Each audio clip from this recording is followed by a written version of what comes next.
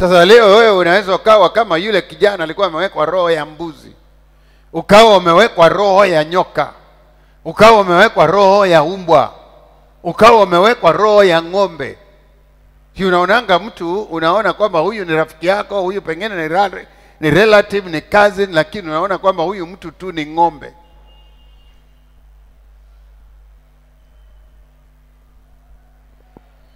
Ule ujinga ako nao. Ukaona mtu amewekwa roho ya mbuzi, anakuwa ni very hyper. Maana roho ya mbuzi ni hyper, unakuta kwamba unaruka huku na huku na huku. You don't concentrate.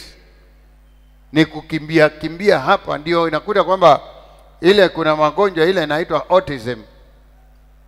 Autistic ni roho ya mbuzi.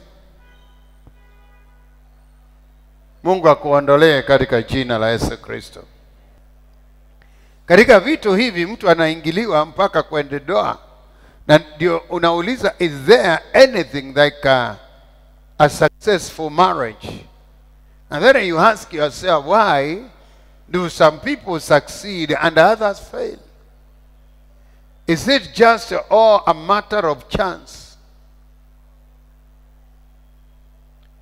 If there is a secret that ensures a successful marriage, millions of couples in our contemporary culture have never found it, and in almost every country, even katika Western civilization, the proportion of divorces to marriages has soared up dramatically in the last few decades.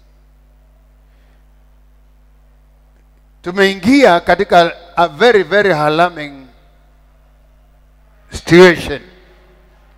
Unakutana na kamtoto kadogo kameolewa mara 2, kameolewa mara 3. Anakuambia apostle, hii ni mara ya 4 nikiolewa. Zingine unaolewa na nizaisha kabla hata watu wa kwenu kujua kwamba uliolewa. Sasa hiyo wewe unamezea tu, ni wewe mwenyewe unajua nilikuwa nimeolewa na Boniface. Tukakaa miezi 3, apostle iliendaje? Haikuwaka. Iliendaje? Hakukuwa na chemistry. Sasa kitambo utakuja kuseto, unakuja kwamba umeolewa karibu mara 6. Of which nayo doa prescription yake, you shall be married once.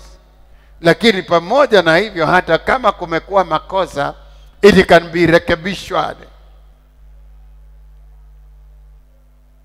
Maana unaona kwamba tatizo ni katika ulimwengu wa rohoni.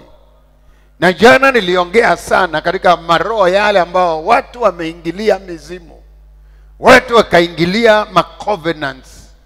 Watu wakaingia soul ties na mizimu na mashotwani. Sasa unakuta kwamba ile ndoa inakuwa ni ndoa ya kiroho, ni ndoa ya maimuna. Ile jini inakujanga kukufanya ndoa kila usiku, na inakuwa transgender, inakuwa dume kuwili. Ikija kwa mwanamke inakuwa mwanaume, ikienda kwa mwanaume inakuwa mwanamke. Na sasa hizi ndizo zimekuwa mastori, isipokuwa unaweza ukajiuliza, apostle, what is happening? Na kwa nini? Kwa sababu Honorable Keshija Bazani Malina, pale mwanzo mimi, when I grew up, it was difficult even for me in the whole village, ya wale watu wote nilijua duniani, kukuonyesha mtu ambaye ndoa ilikuwa imemshinda. It was difficult, though they were there.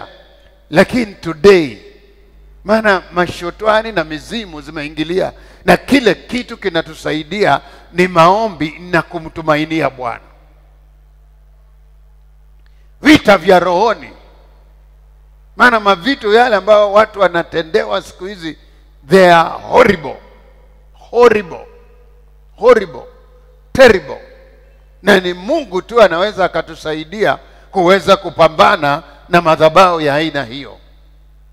Maombi yangu na dua na kile ambacho ninachomuuliza Mungu akusaidie, hadhuhuri kama hadhuhuri ya leo, is that you will be successful.